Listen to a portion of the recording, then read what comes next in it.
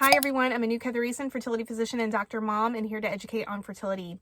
There was a recent TikTok video that went viral suggesting that Mucinex D improves fertile signs, improves fertility, and increases the chances for pregnancy. This generated a lot of questions on social media. Is this true? So let's discuss this topic today.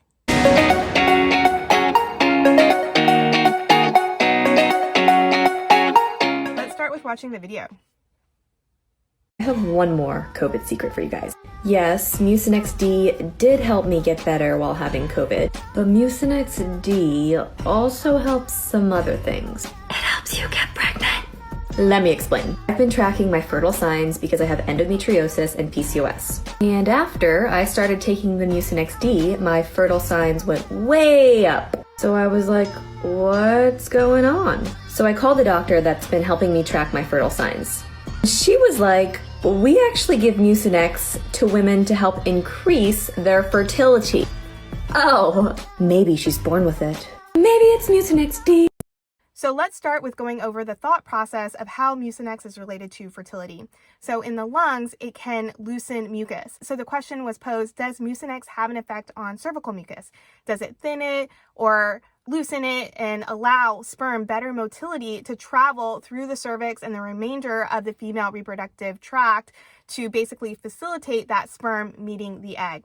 Now, in my training, I had never heard of this. So this prompted me, and I'm sure other fertility doctors, to do a Pubmed search. Pubmed is basically a database of research. And so there was not much in terms of research on this topic, but let's go over the one study that was done on this topic and some of the limitations of that study. So the one study that was done that looked at this topic was done in 1982, so it's a rather old study. But essentially what they did is looked at 40 couples who had been experiencing infertility for a period of 10 months and who had no sperm motility seen on the postcoital test. So what is a postcoital test? It was basically a part of the infertility workup, but it's no longer done. And the reason why is that it's not been found to be very reliable or helpful. But when this study was done, it was a test that was performed. So how it's performed is a woman, after she ovulates and has intercourse, she comes in and we basically will take a sampling of the cervical mucus and look at it under a microscope. And we'll look at the sperm's motility. Now, going back to the study, they looked at couples' postcoital tests before and after treatment, and they were looking at changes in sperm motility before and after treatment. And what they found is that 58% of the couples did experience an improvement in sperm motility.